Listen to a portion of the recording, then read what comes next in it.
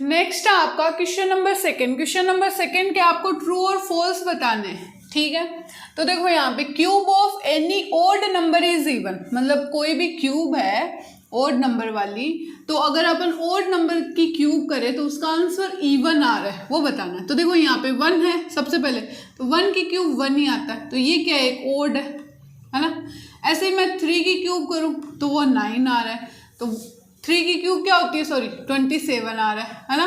तो 27 भी क्या है, एक ओड नंबर है। अगर मैं 5 की क्यूब करूं तो वो क्या आ रहा है, 125 आ रहा है ना। तो ये भी क्या है, एक ओड नंबर है।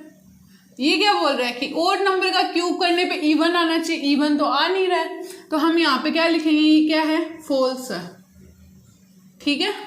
सेकेंड देखो, a perfect cube does not and with 2 zeros, ठीक है। देखते हैं अपन, तो देखो यहाँ पे अब जीरोज आ रहे हैं, तो जीरोज 10 में आते हैं। अगर मैं 10 की क्यूब करूँ तो मेरा क्या आ रहा है, 1000 आ रहा है, ठीक है। अगर मैं यहाँ पे 20 की क्यूब करूँ तो देखो यहाँ पे 20 इंटू 20 इंटू 20, 2 2 जा 4, 4 2 जा 8, तो ये 8 हो गया, 3 0 है। तो किससे एंड हो रहा है, 3 0 से, है ना। तो यहाँ पे ये क्या बोल रहे हैं कि डज नॉट एंड विथ, हाँ तो सही बात है, मतलब छोटी से छोटी अगर अपन देखें तो वो 3 से ही हो रही है ना। तो डज नॉट एंड विथ 2 0, तो हाँ ट्रू है, तो ये क्या हो जाएगा, ट्रू, ठीक है। अब थर्ड देखो, if square of A number end with 5, यानी कि अगर मैं स्क्वायर बोलूँ, स्क्वायर निकालूँ किसी का, number end with 5, then it's cube with 25। तो देखो अगर मैं 15 का स्क्वायर लिखूँ और एक 15 की क्यूब लिखूं, है ना। 15 का स्क्वायर क्या होता है, 225, यही होता है। तो ये देखो यहाँ पे इसका स्क्वायर देखो, if A square of A number, मतलब किसी चीज़ का स्क्वायर करे अपन जो एंड हो रहा हो 5 से, यही है, तो देन इट्स क्यूब विथ 25। तो इसकी क्यूब के एंड में क्या आना चाहिए, 25 आना चाहिए।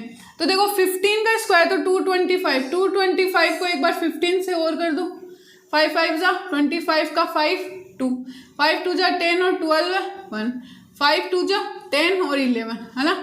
फिर से करेंगे अपन, तो 5 आ गया 2 2, तो 5 2 7 2 3 और 3, मतलब क्या आंसर आ रहा है, 3 3 7 5। क्या एंड हो रहा है क्या 25 से, नहीं हो रहा ना। तो यहाँ पे ये क्या हो जाएगा अपना, क्या हो जाएगा, फॉल्स हो जाएगा, ठीक है।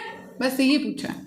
अब देखो, there is a no perfect cube which end with 8, मतलब there is a no perfect cube, मतलब कोई भी परफेक्ट क्यूब नहीं है ऐसा जो एंड हो 8 से। क्यों नहीं है, देखो 2 की क्यूब करो क्या आता है, 8 आता है।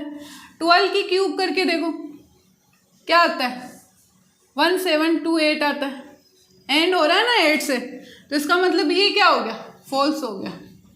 एक भी अगर मिल जाए ना तो हम बोल देंगे फॉल्स है। नेक्स्ट है fifth, the cube of A 2 digit number, मतलब 2 डिजिट नंबर है ना। तो सबसे छोटी वाली ले लेते हैं, तो वो 10 है ना। अब हमें पता है 10 की क्यूब अगर अपन करें तो वो क्या आती है, 1000 आती है ना।